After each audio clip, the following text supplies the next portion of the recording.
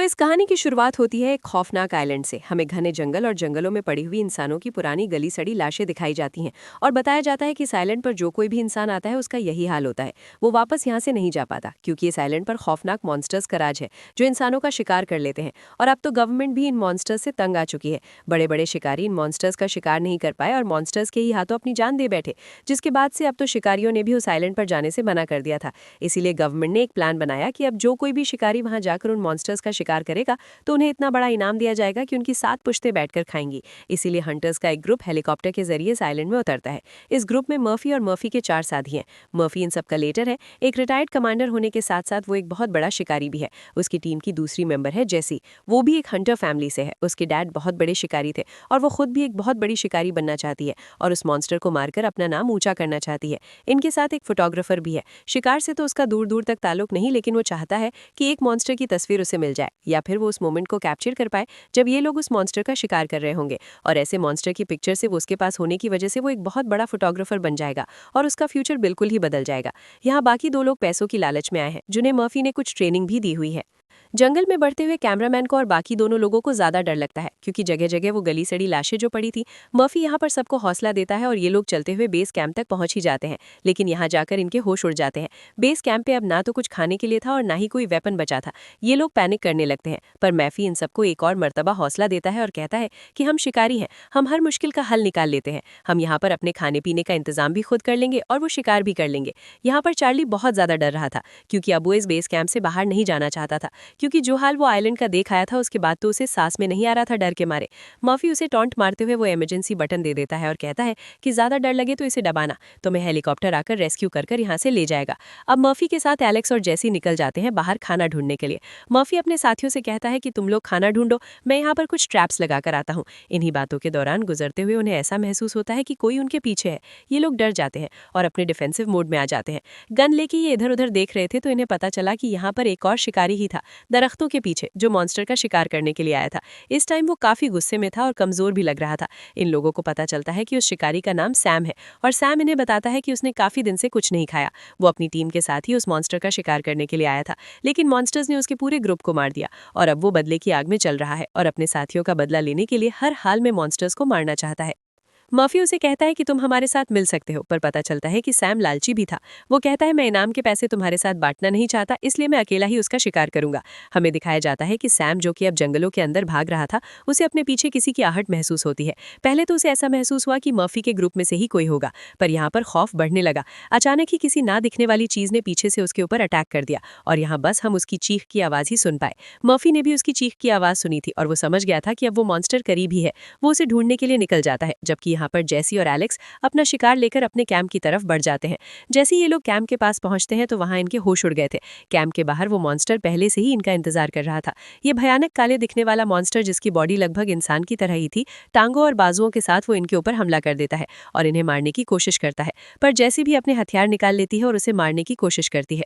Monster का ये ठीक तरह मुकाबला नहीं कर पाए थे। मॉन्स्टर इन लोगों के ऊपर भारी पड़ता है, यहाँ तक कि वो एलेक्स का पांव भी जख्मी कर देता है।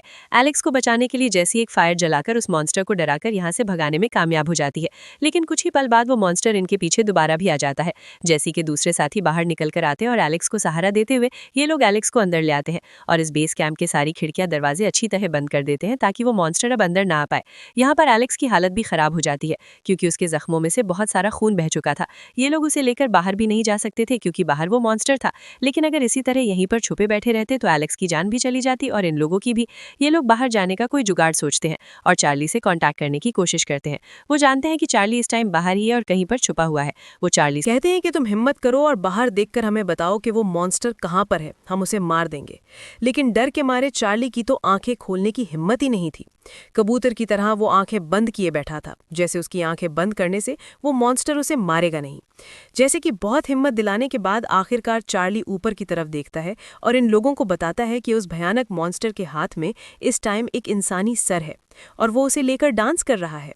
मॉन्स्टर अब उस सर को सीसीटीवी कैमरा के ऊपर भी फेंक देता है और ये लोग भी अंदर उस सर को देख पाते हैं और डर जाते हैं।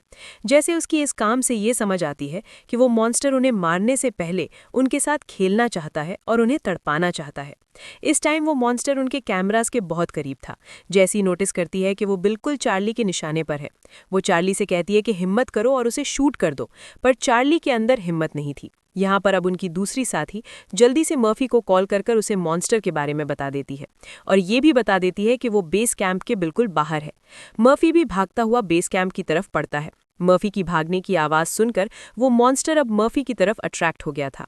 एकदम से वो मर्फी के सामने आ जाता है और मर्फी भी उसे देखकर हैरान परेशान हो जाता है।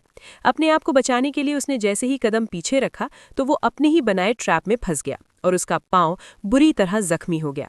दर्द से वो बुरी तरह चिल्लाया। मॉन्स्टर उसके ऊपर हमला करने ही वाला था, पर वो अपने आप को बचाने लगा। मर्फी की चिल्लाने की आवाज़ बेस कैंप तक भी पहुंची थी और ये लोग भी अब डर गए थे। इन्हें ऐसा भी लगा कि कहीं मर्फी भी उसका शिकार तो नहीं बन गया। इस सब के दौरान एलेक्स, जो पहले बेहोश पड़ा था, उसे बेहोश आ जाता है और ये सब उसे यहाँ की सिचुएशन के बारे में बताते हैं। एलेक्स, जो भी पहले बहुत अच्छा शिकारी था, वो यहाँ पर मर्फी को बचाने का और उस मॉन्स्टर को मारने का एक नया प्लान बनाता है, जिसके अकॉर्डिंग उनका एक साथी बाहर जाएगा मॉन्स्टर का चारा बनते हुए, उसे डिस्ट्रैक्ट करने के लिए, जबकि दूसरा मर्फी को बचाने जाएगा और तीसरा साथी यानी एलेक्स खुद उस मॉन्स्टर को मारने का काम करेगा। इनके प्लान बनाते हुए ही वो मॉन्स्टर बाहर से जोर जोर से नॉक करना शुरू हो जाता है और ये लोग घबरा जाते हैं। उसके बाद वो मॉन्स्टर एक खिड़की तोड़ते हुए शिकारी सैम का सर इनके पास गिरा देता है, जिसे देखकर इन लोगों के दिल भी खराब हो जाते हैं। ये लोग अब वो टूटी हुई खिड़की भी रिपेयर करना शुरू कर देते हैं जहां से मॉन्स्टर ने वो सर फेंका था, क्योंकि वो जानते थे कि मॉन्स्टर जल्द ही इस पूरी खिड़की को तोड़कर अंदर आ जाएगा। इस दौरान एलेक्स चार्ली से कहता है कि वो मॉन्स्टर अभी भी तुम्हारे निशाने पर है, मैं सीसीटीवी से सब देख सकता हूँ, तुम बस उसके ऊपर गोली चला दो। चार्ली, जो बहुत ही ज्यादा डरपोक था, अपने अंदर बहुत ज्यादा हिम्मत पैदा करता है और मॉन्स्टर को अपने निशाने पर रख लेता है। काफी देर सोचने के बाद वो गोली चलाने ही वाला था, पर उसकी बुरी किस्मत के ठीक गोली चलाने से पहले मॉन्स्टर ने उसे देख लिया और यहाँ की सारी लकड़ियां तोड़ते हुए उसने चार्ली को पकड़ लिया और वो घसीटते हुए उसे यहाँ से ले गया। ये लोग समझ गए थे कि अब चार्ली भी नहीं बचेगा। ये लोग यहाँ पर अपना आधा बनाया हुआ प्लान कंप्लीट करना शुरू करते हैं और जैसी को कहते हैं कि तुम मर्फी को ढूंढते हुए उसे एक बोट तक लेके जाओगी, वही बोट जिस पर सैम और उसके सभी साथी यहाँ पर आए थे। ये बात उन्हें सैम ने बताई थी। इस दौरान वो कहता है कि मैं किसी तरह उस मॉन्स्टर को मारने या फिर कम से कम उसे जख्मी करने में कामयाब हो ही जाऊंगा और हम सब लोग यहाँ से अपनी जान बचाकर निकल जाएंगे, क्योंकि यहाँ रहकर अपनी जान गंवाना कोई अच्छा आइडिया नहीं है।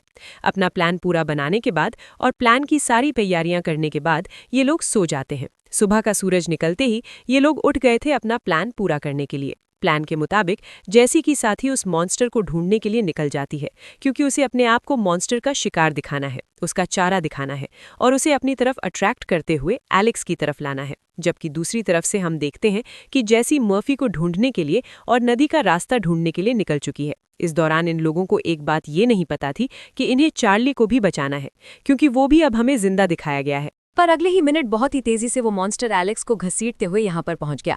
इस टाइम हमें दिखाया जाता है कि एलेक्स की हालत बुरी तरह खराब हो चुकी थी। कुछ वो पहले जख्मी था और कुछ मॉन्स्टर ने अब उसे जख्मी कर दिया था।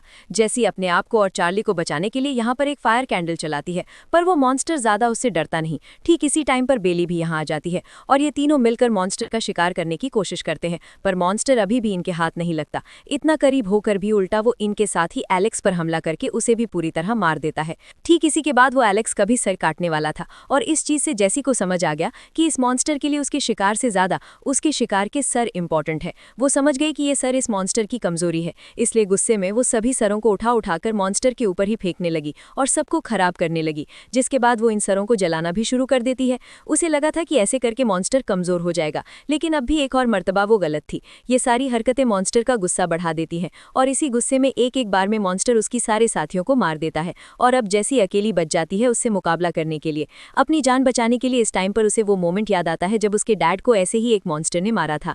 वो बदला, वो हौसला, सब कुछ इस टाइम जैसी के ऊपर हावी हो जाता है और जैसी हिम्मत करते हुए अपना एक टूल उस मॉन्स्टर के अंदर स्टैब कर देती है, उसे जख्मी कर देती है और फिर उसके ठिकाने से बाहर निकल आते हैं और उसके बाद वो इस जंगल में ही आग लगा देती है, क्योंकि वो अब उस मरे हुए मॉन्स्टर का नामो निशान भी यहाँ पर देखना नहीं चाहती थी।